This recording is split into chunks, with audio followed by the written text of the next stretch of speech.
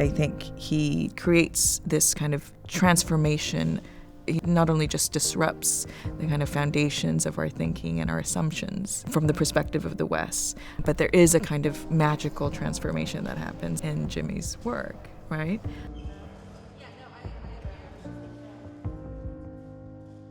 My name is Clara Kim. I'm the Descalopoulos Senior Curator of International Art at Tate Modern.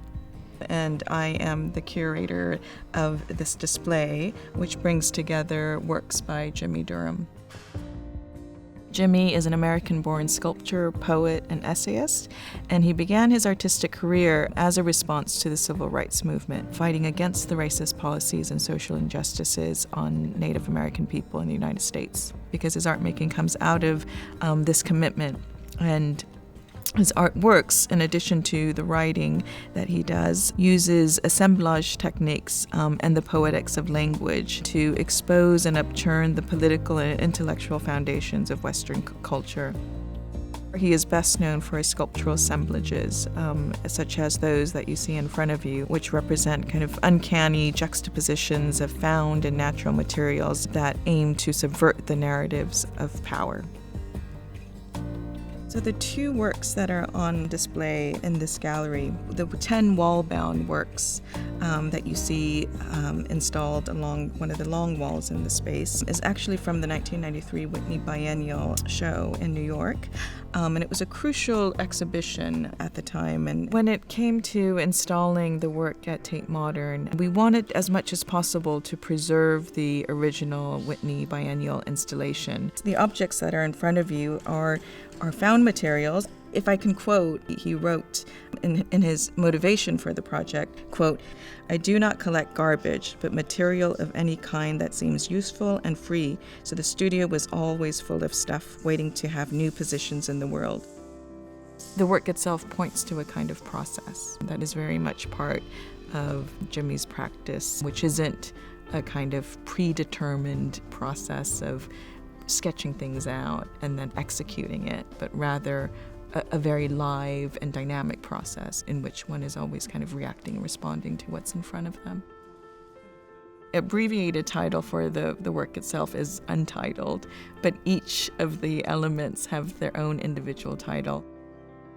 Accompanying each of these objects is our handwritten text. It's a form of kind of assemblage in which he's taking excerpts from notable kind of pieces of Western literature. I think he's also playing with this notion and this kind of museological convention of labeling and categorizing things. And again, he's disrupting the way that the image interacts with the text. There's endless ways of interpreting the works and what they are, but to me, they resemble kind of crude, abstracted forms of weaponry and surveillance devices. They obviously don't have any function, but they allude to these kind of modern methods of control and domination. Here is a more recent work called Alpine Ibex from 2017, which is a wild goat that's native to the Alps.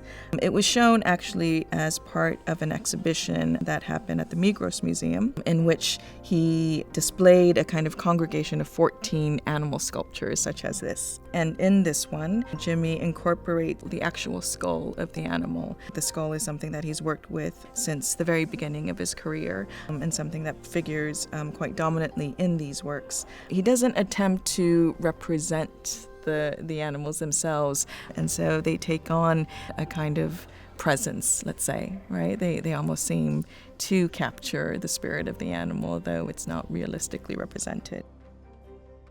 He says, "When I work with the skulls, I see very clearly how we really are all of the same family. I see that their skulls are like our skulls, their bodies are like our bodies. Every animal responds to human love. It sounds corny to say that, but every animal will. Every animal is kind of waiting for love and friendship. Every animal is waiting for a momentary lack of danger and lack of hunger." I think his relationship with animals and the natural world is one that I think he wants to disrupt in the kind of Western imagination of what it means to dominate nature.